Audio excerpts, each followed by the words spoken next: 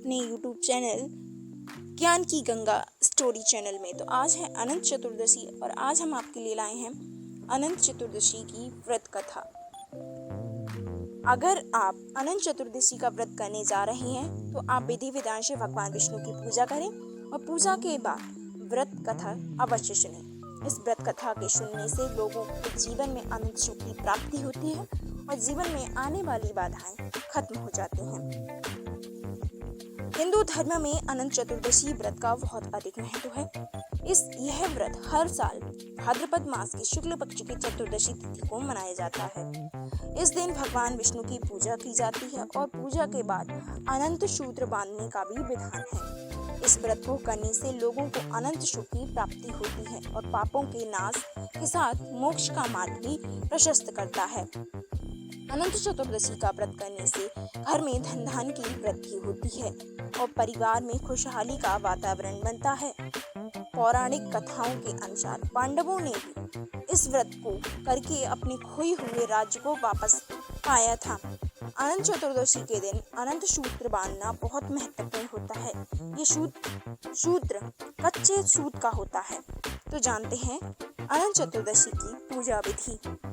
अनंत चतुर्दशी के दिन भगवान विष्णु की मूर्ति को गंगा जल से स्नान कराकर उसे साफ वस्त्र पहनाया जाता है। भगवान विष्णु को तुलसी के पत्ते, फूल, धूप, दीप, नैवेद्य और रोली आदि अर्पित करें। भगवान विष्णु के मंत्रों का जाप करें और खीर, खोया से बनी मिठाई चढ़ाएं। भगवान विष्णु की मूर्ति पर अनंत सूत्र चढ़ाएं, जिसे पूजा के बाद अपने दाहिने हाथ में बांधा जाता है। अनंत चतुर्दशी की व्रत कथा जरूर सुनें, क्योंकि इसके बिना पूजा अधूरी मानी जाती है। तो चलिए सुनते हैं अनंत चतुर्दशी व्रत की कथा। पौराणिक कथाओं के अनुसार एक बार महाराज युधिष्ठिर ने राजसूय यज्ञ किया और यज्ञ मंडप का निर्माण बहुत ही सुंदर और अद्भुत रूप से किया गया। उस मंडप में जल की जगह स्थल तो स्थल की जगह जल की भ्रांति होती थी। इससे दुर्योधन एक स्थल को देखकर जल कुंड में जा गिरा। द्रौपदी ने ये देखकर उसका उपहास किया और कहा कि अंधे की संतान भी अंधी होती है।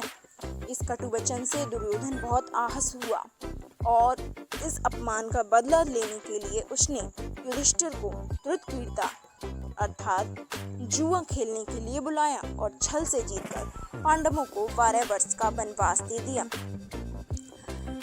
वन में रहते हुए अनेकों कष्टों को सहना पड़ा। युधिष्ठिर को एक दिन वन में भगवान कृष्ण युधिष्ठिर से मिलने आए। युधिष्ठिर ने उन्हें सब हाल बताया और इस विपदा से निकलने का मार्ग भी पूछा। इस पर भगवान कृष्ण ने उन्हें अनंत चतुर्दशी का व्रत करने को कहा और कहा कि इस व्रत को करने से खोया हुआ राज्य भी मिल जाएगा। इस वार्तालाप के बाद श्री कृष्ण युधिष्ठिर को एक कथा सुनाते हैं। कथा इस प्रकार है। प्राचीन काल में एक ब्राह्मण था। उसकी एक कन्या थी जिसका नाम सुशीला था। जब कन्या बड़ी हुई तो ब्राह्मण ने उसका विवाह कौंडिन्य ऋषि से कर दिया। विवाह पश्चात कौंडिन्य ऋषि अपने आश्रम की ओर चल दिए। रास्ते में रात हो गई, जिससे वह नदी के किनारे आराम करने लगे।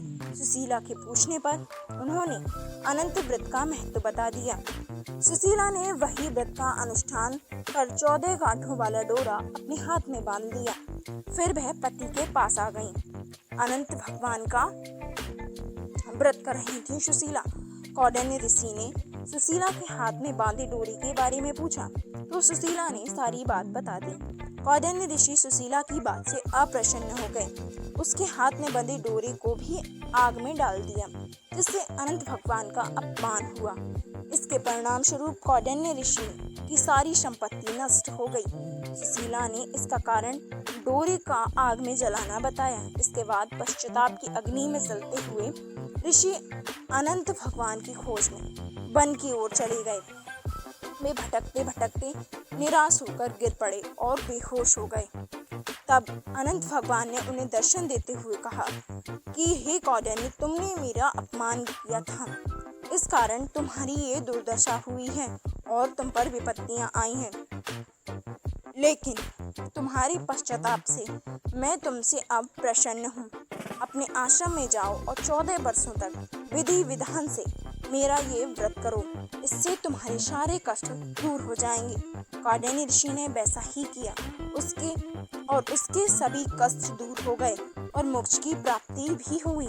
श्री कृष्ण की आज्ञा से युधिष्ठिर ने भी अनंत भगवान का व्रत किया, जिससे पांडवों को महाभारत के युद्ध में जीत मिली।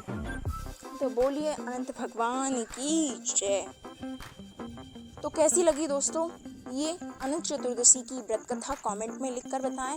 एंड आपने अभी तक चैनल को सब्सक्राइब नहीं किया है तो चैनल को सब्सक्राइब कर लें, साथ में नोटिफिकेशन बेल को भी ऑन कर लें ताकि आने वाली वीडियोस की नोटिफिकेशन आपको टाइम पर मिलती रहे। वीडियो को लाइक कर दीजिएगा, अपने दोस्तों के साथ शेयर कर दीजिएगा। मिलते हैं ऐसी ही अगली कहानी में।